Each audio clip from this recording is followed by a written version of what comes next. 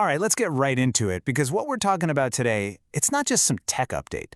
This is a fundamental rewrite of the rules for our digital lives. And yeah, it affects every single one of us.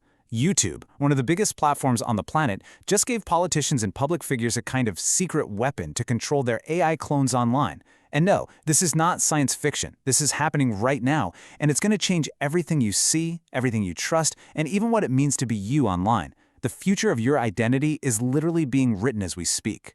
I mean, just stop and think about that for a second. We are heading into a massive election season all over the world, and the biggest question looming over all of it is right here. Is that candidate actually saying those words? Is that shocking video of a world leader legit, or is it a super sophisticated deepfake designed to manipulate you and millions of other people? This fear, this constant nagging doubt, that's the new battleground for our trust. And it's a battle that YouTube has decided it can't just sit back and watch anymore. And this is exactly why the stakes are so ridiculously high. This isn't about making funny memes of celebrities.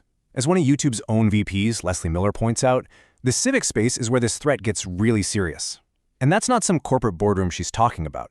That's our digital town square. It's where we debate ideas, where we organize, where we hold powerful people accountable.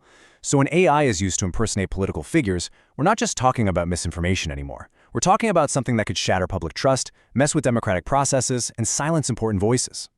The threat is real, it's here now, and YouTube is finally rolling out its big counterattack.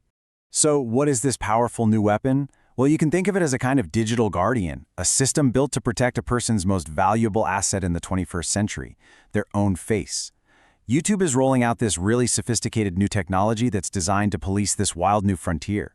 And the way it works is kind of brilliant. The goal is simple, but the tech behind it is incredibly complex. It's a tool with the power to change the entire information landscape, maybe even overnight.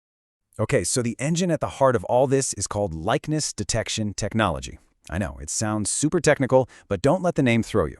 At its core, it's a really, really smart algorithm that's been trained to do one thing with almost scary accuracy.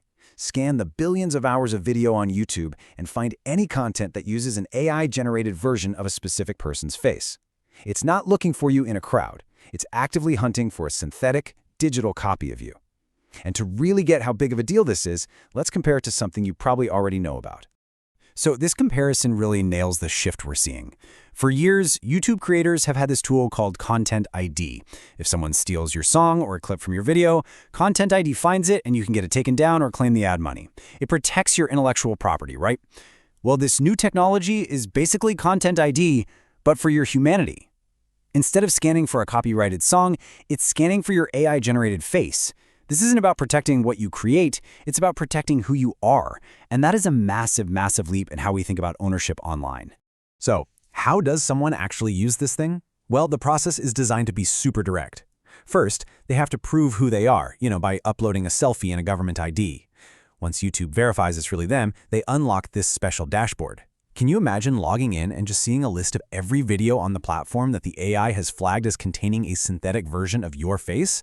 From there, it's as simple as looking at the video and clicking a button to request a takedown. It's a powerful process built for a really fast-moving threat. But okay, this is where the story takes a really fascinating and honestly a totally unexpected turn. Because while this tool is being rolled out now as this brand new solution to protect politicians, the truth is, it's not new at all. In fact, you might be surprised to find out that YouTube has been secretly testing this exact technology on a massive scale, right under our noses. And what they found out from that test completely changes how we should think about the AI threat. 4 million. For the last year, a staggering 4 million YouTube creators in the partner program have had access to this exact same tool. Just let that number sink in. While everyone was debating the dangers of deepfakes, YouTube was quietly running one of the biggest silent experiments on AI identity protection in history. They were gathering data, tweaking the system, and learning how people actually use this kind of power. And what they found is the huge twist in this whole story. Now, you'd think that giving 4 million people a big red button to delete AI fakes of themselves would just open the floodgates, right? You'd expect an avalanche of removal requests. But nope. In YouTube's own words, the number of requests was really, really low. And the reason why is probably the most important part of this whole thing. It turns out most of the AI being used on the platform isn't evil or malicious. It's fine. It's creative. It's additive. Think about creators using AI to dub their videos into other languages or making hilarious parodies. This real-world test suggests that the whole deepfake apocalypse idea is a lot more nuanced than we might fear. But that nuance is exactly what makes this next part so controversial. And this brings us to the central puzzle of this new policy. If the data from 4 million creators shows that most AI is actually harmless, even helpful, then why is YouTube now giving this incredibly powerful removal tool specifically to politicians? Because here's the thing, while this system is designed to protect, it also has this huge potential for abuse. We have to start asking the tough questions about what happens when you give the most powerful people in the world a new way to control their own image online.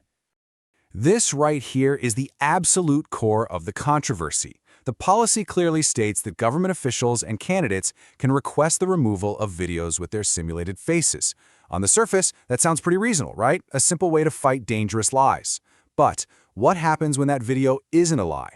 What if it's a brilliant piece of political satire that uses an AI face to make a powerful point? What if it's a tough but fair critique? Who gets to be the judge of what stays up and what gets taken down? And that forces us to ask the biggest question of all. Is this new technology a shield to protect us from lies, or could it become a sword used by the powerful to silence anyone who criticizes them? Just imagine a politician gets caught in some scandal. An artist makes a satirical video using a deepfake to call them out, and it goes viral. Could that politician now just use this system to get the video taken down, claiming it's a malicious attack? This is the incredibly tricky tightrope that YouTube is now trying to walk. Now, of course, YouTube says it has safeguards. They promise that things like parody or political critique will be protected. But this is where it gets really messy. The decision about what counts as parody is ultimately going to be made by a human reviewer at YouTube, and the rules for labeling AI stuff are all over the place. A video on a sensitive topic gets this big, obvious label slapped on it, but other AI content might just get a tiny note that's super easy to miss buried deep in the video's description. This kind of subjective system is almost guaranteed to be confusing for us as viewers and a huge headache for creators. And as complicated as all this is, we have to realize this is just the beginning. The fight over AI-generated faces, that's just the first battle in a much bigger war. The technology and the policies being built right now are laying the foundation for a future where every single piece of our digital identity could be tracked, protected, and maybe even controlled. This isn't just something to watch from the sidelines. This is the moment to really tune in and understand what's coming next. So look how fast this is moving. Today, the big focus is on protecting faces, but YouTube has already confirmed that soon they're going to roll out the same technology for recognizable spoken voices. Just imagine a world where no one can use an AI simulation of your voice without your permission. And looking even further down the road, they're exploring systems where you could literally license out your own AI double and earn royalties every time someone uses your deepfake. It's a totally mind-bending future, and it's coming a lot faster than we think. And this, right here, is the ultimate takeaway.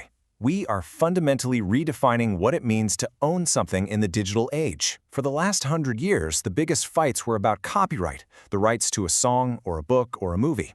Well, we are now entering an era where the most viable IP on the planet is you. Your face is the new copyright. Your voice is the new copyright. Your digital likeness, all of it, is becoming an asset that can be protected, licensed, and controlled, just like a hit pop song. Which leaves us with one final massive question. In a world where reality itself can be synthesized and truth can be manipulated on an incredible scale, who do we trust to be the referee? Should it be a private tech company like YouTube? Should it be the government? Or should it be